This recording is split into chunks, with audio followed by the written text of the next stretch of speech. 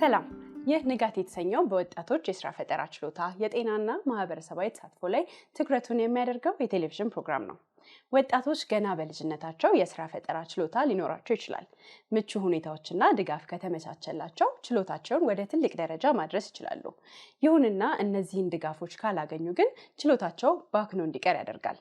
ታዲያ ወጣቶች የሥራ ፈጠራ ችሎታቸውን የሚያዳብሩበትን አገልግሎቶች የት ያገኛሉ? መሰናክሎችንስ እንዴት ያልፋሉ? የዛሬው ትኩረታችን እዚህ ላይ ይሆናል። ራይል ስለሺ ነኝ። እዚህ አዲስ አበባ ከሚገኘው ስቱዲዮአችን ከቤተልሔም አዲሱ ወጣት ስራ ፈጣሪ እንዲሁም ከኢዮስያስ ድረስ የኢትዮጵያ ኢንተርፕረነርሺፕ ልማት ኢንስቲትዩት አማካሪ ጋር እገኛለሁ።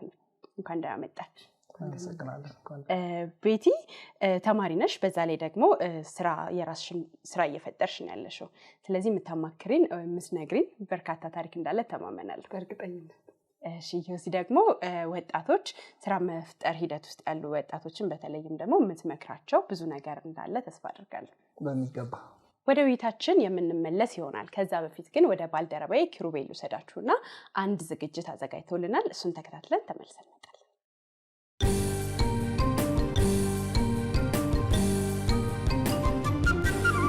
እንደ ወጣት የግል ስራ መጀመር ትፈልጋላችሁ። ነገር ግን ስለ ስራ ምንም አይነት ዕውቀት፣ አስፈላጊ ግብአት፣ የመስሪያ ቦታና መነሻ የሚሆን ገንዘብ የላችሁም።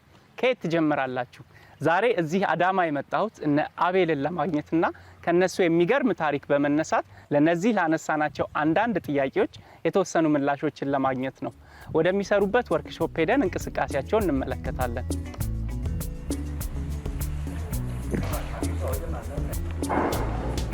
ሰላም አቤላ፣ እንዴት ነህ? ሰላም ነው ወይ? እየገጣጠማችሁ ነው የመጣሁት። ከቀርከሃ ብስክሌት የመስራቱ ሀሳብ እንዴት መጣላችሁ? የአዳማ ሳይንስና ቴክኖሎጂ ዩኒቨርሲቲ ተማሪዎች እያለን ፕሮጀክት ነበረ። የዛ ፕሮጀክት ላይ ማቴሪያል እየፈለግን ነበረ። ዋጋው የሚያንስ ግን ጠንካራ የሆነ ማቴሪያል እየፈለግን ነበር እና በዛም ጥናት ስናደርግ ከቀርከሃ ሳይክል እንደሚሰራ አስተዋልን ማለት ነው። ስለዚህ ለምን እኛ ሳንሰራውም የምላችሁ ሀሳብ መጣ። ከዛ ነው እንግዲህ ሀሳቡ የተጀመረው። እንግዲህ የቀርከሃ ብስክሌት ብዙ የተለመደ አይደለም። ታዲያ እነማን ናቸው ደንበኛዎቻችሁ? እኛ ደንበኛ ናቸው ብለን ያሰብናቸው ሰዎች ያው የከተማ ነዋሪዎች እድሜያቸው ከ5 ዓመት ጀምሮ በላይ ያሉ ወንድም ሴቶችንም የሚያካትት ለመዝናኛም ከስራ ቦታ ወደ ቤትም ለመሄድም ይሆናል ብለን ነው እነኚህን ሳይክሎች የሰራነው። አሁን እንግዲህ በስራ ላይ ያላችሁ ማየት ያስደስታል። ግን እስኪ እንደ ጀማሪ ስራ ፈጣሪ ስትጀምሩ ምን አይነት ችግሮች ነበረባችሁ? እስቲ እሱን ንገረኝ። ስራ የመስሪያ ካፒታል ማግኘት አመት 2 ዓመት የፈጀብን፣ ምክንያቱም ለአዲስ ስራ ፈጠራ አለኝ ብሎ ለሚያስብ ሰው በቀላሉ ካፒታል ማግኘት የሚታሰብ አይደለም። ከዛም በመቀጠልም ደግሞ የምትሰራበትን ቦታ ማግኘት ቀላል ነገር አይደለም። እንዴት አለፋችኋቸው እነሱን ችግሮች? እኛ በራሳችን ካለን ቤተሰብ ከሚልክልን ላይ ሳንቲም ቆጥበን ለመሞከሪያ የሚሆን ሰራን። ከተደጋጋሚ ሙከራዎች በኋላ ደግሞ መሸጥ የሚችል ምርት ማምረት ይቻላል። ሁሉም በየዩኒቨርሲቲው የስራ ፈጠራ ሀሳብ ያላቸው ልጆች ሀሳባቸውን የሚያበለጽጉበት ፕሮግራም አዘጋጅተው ነበር። ስለዚህ በዛ ፕሮግራም ላይ መወዳደር ይችላል ነበር ማለት ነው። ስለዚህ እዛም ውድድር ላይ ሁለተኛ ደረጃ ነበር ያጠናቀቅነው። የሰራነውን ስራ በትንሹም ቢሆን ገበያ ውስጥ ለመሞከር የሚያስችል የገንዘብ ድጋፍ አግኝተንበታል። በሁለተኛ ደረጃ ደግሞ በእነኚህ ውድድሮች እኛ ከሰዎች ጋር እንድንገናኝና እኛ ሰዎች ጋር የተለያየ መረጃ እንድንለዋወጥ ድል ይሰጠናል። ስለዚህ ያንኛ መረጃዎች ደግሞ አንዳንድ ልፋቶቻችንን አቅልለውልን ከቢዝነስ አንጻር ለማስፋት ይሄን በሰፊው ለማምረት ምንድን ነው ወደፊት እቅዳችሁ? እርግጥ ነው ምርቱን ወደ ገበያ ለማስገባት በሰፊው ለማምረት ፍላጎቱም እቅዱም አለ። እየሰራን ያለ ነው። በል ይቀላል። ከናንተ ተሞክሮች በመነሳት አሁን ላይ ስራ ለመጀመር እያሰቡ ላሉ ወጣቶች ምንድነው መልእክታችሁ? ስራ መፍጠር በራሱ የራሱን የቻሉ ውጣ ውረዶች አሉት። ግን ሁሌም ፍላጎት ይቀድማል። ፍላጎት ከሌለ፣ የውስጥ ተነሳሽነት ከሌለ ስራ መፍጠር የሚባለው ነገር ብዙም ትርጉም የሚሰጥ ነገር አይሆንም። ከዛም በመቀጠል ደግሞ ስራውን የሚሰሩ ሰዎች ለዛ ነገር ራሳቸውን የሰጡ ሰዎች መሆን አለባቸው። ትጋት ይፈልጋል ማለት ነው። ወደ ስራ ለመግባት የሚጠቀሙባቸው ሀሳቦች በአንድ ቅድመ ሁኔታ ወይ ደግሞ ባሉበት አኳኋን ብቻ መወሰን የለበትም። ያልተለመደ ነገር ከሚያዩት ከሚሰሙት ነገር ወጣ ያለ ነገር ለመሞከር ቢደፍሩ ጥሩ ነው። ከዛም በተረፈ ደግሞ ከተለያዩ ግለሰቦችና ድርጅቶች ጋራ ኔትወርክ ማድረግ አለባቸው። እነኚህ ሳይክሎች እንግዲህ የመጀመሪያ ስራቸው የሚሆነው ዲዛይን ነው። ከዚህ ወደ ዲዛይን ክፍላችን ልውሰድና ጥሩ እዛ ያሉትን ነገሮች ላሳይ። ጥሩ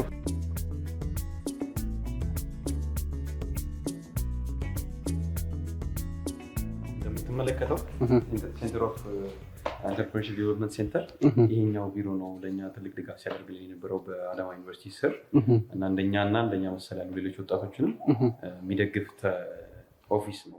የመረጃ እጦት በራሱ ራሱን የቻለ ክፍተት ይፈጥራል። ስለዚህ እንግዲህ ስራ የሚጀምሩ ወጣቶች አካባቢያቸውን መቃኘት፣ ድጋፍ የሚሰጥ ቢሮ እንዳሉ አካባቢያቸውን መጎብኘት ደግሞ በራሱ አንድ ቻሌንጅን ይቀንሳል ማለት ነው።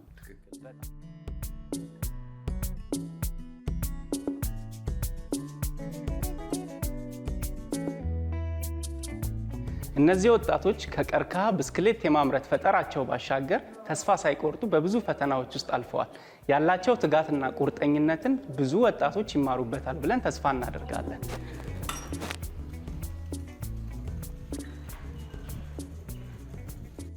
አስፈላጊ ግብአት አለመኖር፣ የችሎታ ማነስና የሚደግፍ ሰው ማጣት ብዙ ስራ ለመጀመር ለሚፈልጉ ወጣቶች ትልቅ ፈተና ነው። ከነ አቤል ታሪክ እንዳየነው ከስህተቶች መማርና ለችግሮች መፍትሄ የመፈለግ ብርታት በህይወት ውስጥ ትልቅ እመርታ ማምጣት እንደሚችል ነው።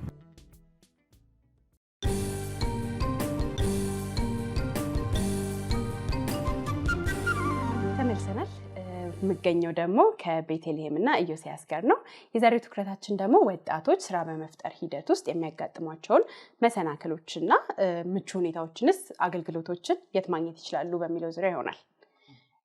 ወደ ቤቲ ወደ አንቺ ልምጣና እስቲ ስላለፍሽበት ጉዞ ትንሽ አካፊ።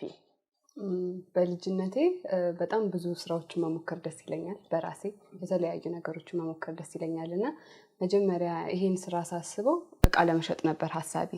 ከዛ የሆነ ነገር ቫልዩ አዳርጌ ለምን አልሸጠውም እና የራሴ ፕሮዳክት አላረገውም ብዬ አሰብኩኝና ከዛ በኋላ መጨመር ጀመርኩና እነዚህን ስራዎች መስራት ጀመርኩኝ። የጆሮ ጌጥ ስራዎች ላይ ያለሽ ያደረግሽው ራሱ አንዱ ነው። እሺ ተማሪ ነሽ፣ የዩኒቨርሲቲ ተማሪ ነሽ። ጊዜሽ እንዴት ነው የምታብቃቂው? ጊዜን አብዛኛውን ጊዜ ክላስ ይኖረኛል። ክላስ እስከ ግማሽ ሰዓት ነው የምንማረው አብዛኛውን ጊዜ። ከዛ በኋላ ባሉኝ ጊዜያቶች እጠቀማለሁ። ጥናቴን በስርዓት እጠቀማለሁ። ጆሮ ጌጡንም እንዲሁ እሰራለሁ ትርፍ ሰዓት በማገኝበት ሰዓት ላይ። ኢዮሲ ቤቲ የራሷን ስራ በመፍጠር ያደረገችውን ሂደት እንዴት ታየዋለህ? ጉዞ እንዴት ነው? በእርግጥ ይሄ ቤቴ የጀመረችው ነገር በጣም የሚበረታታ ነገር ነው። ለወደፊት ይህን ስራ አስፋፍታ መስራት ከፈለገች አንድ ጥያቄ ነው ያለኝ። ምናልባት ይሄ ከፍላጎቷ ጋር የተያዘ ነገር ነው። ያው ፍላጎትን መሞከር ጥሩ ነገር ሆኖ ግን እኔ ቢዝነስ አማካሪ እንደመሆን መጠን ከቢዝነስ አንጻር ነው ነገሮችን የማየውና ምን ያክል ገቢ አለው ይሄ ነገር እስካሁን በተለይ ምን አይነት የሰውን ፍላጎት ለምሳሌ የመግዛት አቅሙ የመግዛት ፍላጎቱን በሚመለከት እንዴት ነው ያየሽው ነገር? የሰዎች ፍላጎታቸው እንግዲህ የተለያየ ቢሆንም ለኔ አሁን ያላቸው አመለካከት ጥሩ ነው ብዬ አስባለሁ። እና እነዚህ የሰው ፍላጎቶች በምንልበት ጊዜ ሰው የተለያየ ፍላጎት አለው። ግን ከነሱ ውስጥ ደግሞ ይሄ ካልቸራል ስለሆነ ባህላዊ ስለሆነ ይመርጡታል የኔን ጆሮ ጌጥ። እና ደግሞ በገንዘብ ደረጃ ደግሞ ገንዘብ አገኝበታለሁ። አሁን ማግኘት የፈለኩት ዋና አላማዬ ገንዘብ ቢሆንም ግን ሰዎችን እያተረፍኩበት ነው ብዬ አምናለሁ። ተማሪ እንደመሆን መጠን ወደፊት ነው ገንዘብ ማሰብ። ሂደቱን ጀምረዋል። ስለዚህ የሚበረታታ ነው ማለት ነው። እውነት ነው። እሺ በጉዞሽ ምን አይነት ድጋፎችን አግኝተሽ ነበረ? ስልጠናዎችን ወስደሻል? ስልጠናዎችን አልወሰድኩም። በራሴ ነው ስራውን የጀመርኩት እና ድጋፎችን ይሄን ያክል አላገኘውም፣ አልጠየቅኩም። ምን አይነት መሰናክሎችስ አጋጥመውሻል? አንደኛው መርካቶ ከመሄድ ይጀምራል። መርካቶ ብዙ ጊዜ አብዛኛውን ጊዜ ሰዎች ቦታ አናቅም ማለት አይወዱም እና ሁለተኛ መሰናክሌ የምለው ደግሞ ባዛሮች ነው የምገባው፣ ኢቨንቶች ነገር ነው የምገባው እና ኢቨንት ኦርጋናይዘሮች ብዙ ጊዜ ፕሮሞት አያደርጉም እና ፕሮሞቱ በማያደርጉበት ሰዓት እኛ እየታወቅን ሳይሆን አብዛኛውን ጊዜ ዝም ብሎ ምን ከፍለው ገንዘብ አለ 3000 ሊሆን ይችላል 2000 ሊሆን ይችላል እና ያንን ገንዘብ ነው አብዛኛውን ጊዜ ምን መልሰው እንጂ ይሄን ያክል ሳቲስፋይድ ሆነን የምናገኘው ገንዘብ የለም። ስለዚህ ትልቁ መሰናክልሽ እሱ ሆኗል። መሰናክል እሱ ነው። ኢዮስያስ ስራ ፈጣሪ ወጣቶች በቢዝነሳቸው ስኬታማ እንዳይሆኑ እያደረጋቸው ያለ ነገር ወይም አተውታል እቺም ፖይንት አተውታል የምትላቸው ነገሮች ምንድናቸው? የሚጀምሩትን የንግድ ሐሳብ ወደ ተጨባጭ ነገር ለመቀየር ብዙ አጋጣሚዎች አሉ። ምንድነው ይሄንን ሐሳባቸውን ይዘው ወደ ተግባር ለመቀየር ምን አለ እዚህ ሀገር ውስጥ ማን ሊደግፈኝ ይችላል የሚለውን ነገር በደንብ ካዩት ብዙ ነገሮች አሉ።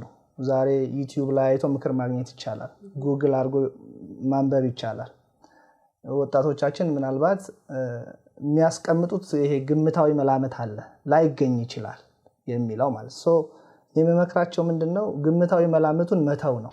ቤቲ ይሄ ኢንፎርሜሽን ቀድሞ ቢኖርሽ ኖሮ አሁን ያለሽበት ቦታ ይለያይ ነበር። ምክንያቱም አሁን ቦታዎችን እንዳልኩሽ በጣም ብዙ ነገር ማላቃቸው ቦታዎች አሉና ይሄ ስልጠና ቢሰጠኝ ሰዎችን እንደዚህ ትልልቅ ሰዎችን አግኝቼ የመጠየቅ እድሉ ቢኖረኝ ይቀየር ነበር። ታሪኩ ጉዞ መንገድሽ ይቀየር ነበር። እሺ ኢዮሲክ የእናንተ ድርጅት ስልጠናዎችን ይሰጣል ለወጣቶች ለሴቶች በቢሮም ይሰጣል። ከዛ ደግሞ በአመት አንድ ጊዜም ውድድሮችንም ታዘጋጃላችሁ። እስቲ እሱን ትንሽ ንገረን። እንግዲህ ምንድነው የኢትዮጵያ የኢንተርፕረነርሺፕ ልማት ኢንስቲትዩት እንግዲህ ከዚህ በፊት ላለፉት 7 እና 8 አመታት አካባቢ የኢትዮጵያ የኢንተርፕረነርሺፕ ልማት ሴንተር ማዕከል ነበር የሚባለው። አሁን በተቋም ደረጃ አድጎ ኢንስቲትዩት ሆኗል። ኢንስቲትዩት ከሆነ በኋላ እንግዲህ ለሁለተኛ ጊዜ አንደኛው ያከናወነው ነገር በየአመቱ የብሩህ ቡት ካምፕ ኮምፒቲሽን የሚባል የቢዝነስ ሐሳብ ላላቸው ሰዎች የትኛውም የኢትዮጵያ ክፍል ላይ ያሉ ያመለክታሉ። ከመጡ በኋላ ቡት ካምፕ ይገባሉ። ከገቡ በኋላ ምንድነው የወርክሾፑ ስያሜ ከአይዲያ ወደ ምርት መቀየር ነው። በደንብ ማቹር ያላረገ ያልበሰለ ሐሳብ ይኖራል። ከቢዝነስ አንፃር ሜንተር ይደረጋሉ፣ ስልጠና ይወስዳሉ፣ ዳኞች ፊት ፒች ያደርጋሉ፣ ሐሳባቸውን ይሸጣሉ። ከሸጡ በኋላ ምንድነው በብዙ ዙር ካለፉ በኋላ አሸናፊዎቹ የመጀመሪያ የሲድ መኒ ወይም ደግሞ ቢዝነሱን ወደ ተግባር ለመቀየር ገንዘብ ያገኙበት አለ። ትልቅ ደረጃ ደርሳለሁ ብዬ አስብ ነበር። ምክንያቱም አንደኛ ኢንፎርሜሽን ራሱ ከሰው ማግኘት አንድ ትልቅ ነገር ነው እና በቢዝነሱ በአይዲያም ደግሞ ትረጃለሽ ብዬ አስባለሁ። እስቲ ስለ ስራዎችሽም ትንሽ አብራሪልኝ። ስራዎቼ እንግዲህ አንደኛው የሀገር ባህል አረንጓዴ ቢጫ ቀይ ነው ያደረኩት። ይሄ እነዚህ በክሮቼት በዳንቴል ክሮች ይሰራሉ። የተለያየ ክሮችን ነው የምጠቀመው። እነዚህን ደግሞ ካየሻቸው ይሄ ሰርገኞች ልብስ ላይ የሚሰፋው ክር ነው ይሄኛውን ስናይ ዲዛይኑ ይለያል። የልብስ ክሮችን ነው የምጠቀመው በዚህኛው። ይሄኛው ደግሞ በደረቅ የሆነ ሲባጎ የመሰለ ክሮች አሉት ማለት ነው። ሌሎቹ ደግሞ የዛጎሎች ናቸው። ዛጎል እንደምናውቀው የሀገራችን ነው። ያማምራሉ። ቁልፍ የሚመስሉ ናቸው። ያማምራሉ። እሺ አንዷን ለመስራት ምን ያህል ሰዓት ይፈጅብሻል? መጀመሪያ ስሰራው እንግዲህ እንደ ልምዴ ይወስነዋል። መጀመሪያ ስሰራው ሀብዬ ስጀምረው 2 ሰዓት ያክል ወስዶብኛል። አሁን ግን ሁሌ በየጊዜው ስለምሰራው ወደ 30 ደቂቃ ቀንሻለሁ። ኢቨንቶች በምን ያህል ጋፕ ትካፈያለሽ? በወር ላገኝ እችላለሁ፣ በሳምንት ላገኝ እችላለሁ። ለበዓል ጊዜ በደንብ ይገኛል። አንደኛ አሁን ሁነቶችን ጠብቃ ነው ሽያጭ የምታከናውኙና አሁን ለምሳሌ ዘመኑ ያመጣቸው የተለያዩ ማስታወቂያ ዘዴዎች አሉ። ማህበራዊ ሚዲያ እነዚህ ቴሌግራም፣ ፌስቡክ የመሳሰሉ ነገሮችን ምን ያክል ተጠቅመሽ እያስተዋወቅሽ ነው? አሁን ላይ ይሄን ያክል እንትን አላልኩትም፣ ግን ኢንስታግራም ፔጅ አለኝ።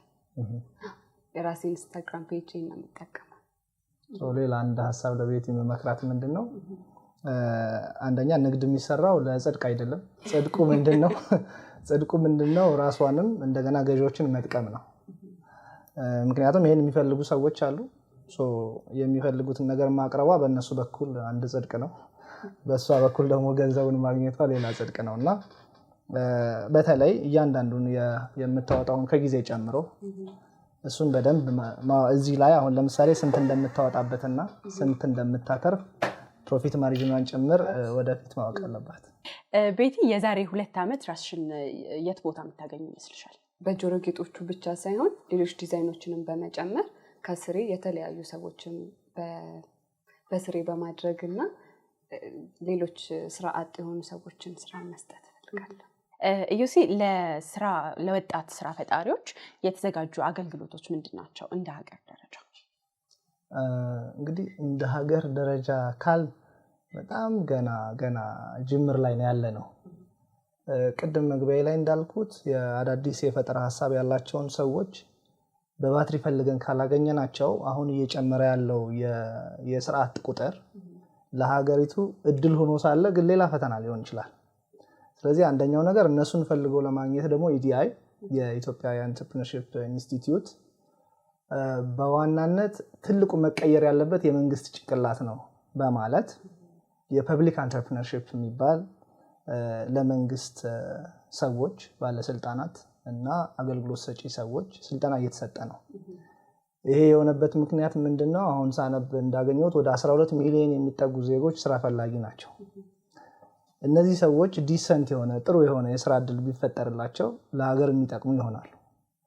ይሄ ነገር ደግሞ ሊሆን የሚችለው ምንድነው? ብዙ አዳዲስ ስራ ፈጠራ ያላቸውን ሰዎች አዳዲስ ሐሳብ ያላቸውን ሰዎች ደግፈን ስናመጣቸው ነው። አሁን ቤቲ እንዳለችው የዛሬ 2 ዓመት ለምሳሌ ለሆኑ ያክል ሰዎች የስራ እድል ፈጥራለሁ ብላለች። ብዙ ስራ ፈጣሪዎችን ወደፊት አመጣን ማለት ደገፍናቸው ማለት በዛ ሰርክል ውስጥ ወይም ደግሞ በዛ ሁኔታ ውስጥ ብዙ ሰዎችን ደገፍን ማለት ነው። በዛ ሂደት ውስጥ የሀገር ኢኮኖሚ እያደገ ይመጣል። የፕራይቬት ኢንተርፕረነርሺፕ ላይ ለመስራት መንግስት ያንበሳውን ድርሻ መውሰድ አለበት ብዬ አስባለሁ። በጣም ጥሩ። ቤቲ በርካታ መሰናክሎች ይገጥማሉ አይደል? እነዛን መሰናክሎች ደግሞ ፈርተው እቤት ለተቀመጡ ወጣቶች ግን ትልቅ ህልም ያላቸው ማለት ነው ምን የምትመክሩ ነገር አለ? ተስፋ ለመቁረጥ እንመክራለሁ። ምክንያቱም በመሄድባቸው ነገሮች በሙሉ ተፈትኛለሁና ተስፋ ስላልቆረጥኩ ነው እዚህ የደረስኩት። አሁን እኔ ለወጣቶች መመክረው ነገር መጀመሪያ ራሳቸውን ፈልገው እንዲያገኙት ነው። በተለይ እኔ እያስተዋልኩት ያለ ነገር አለ በዚህ ትውልድ ላይ በጣም ቶሎ ተስፋ የሚቆርጥ ነው። የብዙ ነገሮች ሸቀጥ ማራገፊያ ነው።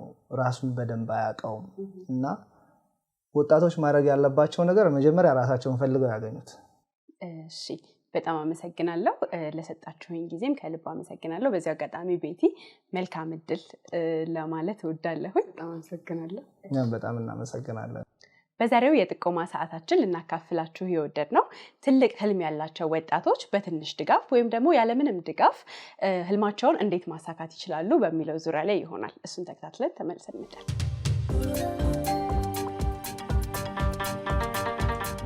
ትልቅ ህልም ያላቸውና ቢዝነስ ጀምረው ማስተዳደር የሚፈልጉ በርካታ ወጣቶች አሉ።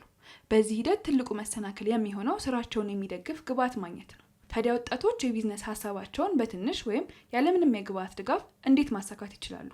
የተወሰነ ነጥቦች እናጋራችሁ። ጥሩ የቢዝነስ ሐሳብን ማዳበር። ይህ ሐሳብ በጣም ትልቅ መሆን አይጠበቅበትም።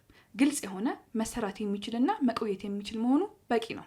አንዳንዴ በምትኖሩበት አካባቢ ላይ ያለን ችግር ለመፍታት የሚደረግ ሐሳብና ፍላጎት ወደ ቢዝነስ መቀየር ይችላል።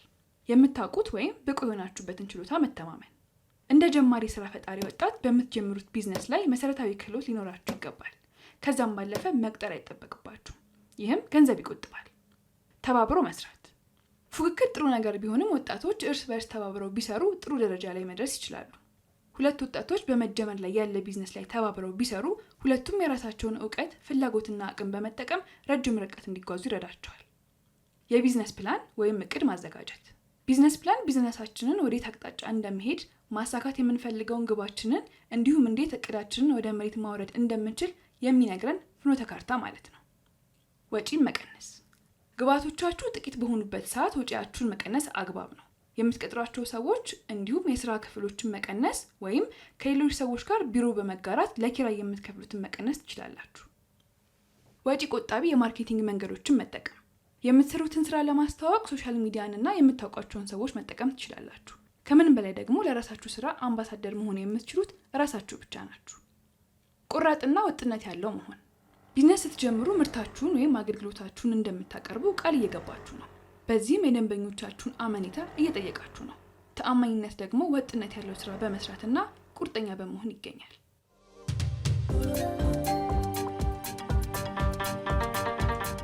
እኔ ራይል ስለሺ ከመላው የቢቢሲ ሚዲያ አክሽን ኢትዮጵያ ባልደረቦች ጋር በመሆን ለዛሬ ያዘጋጀንላችሁ የእስካሁኑን ይመስል ነበረ። በሌላ ፕሮግራም እስከምንገናኝ ሰላም።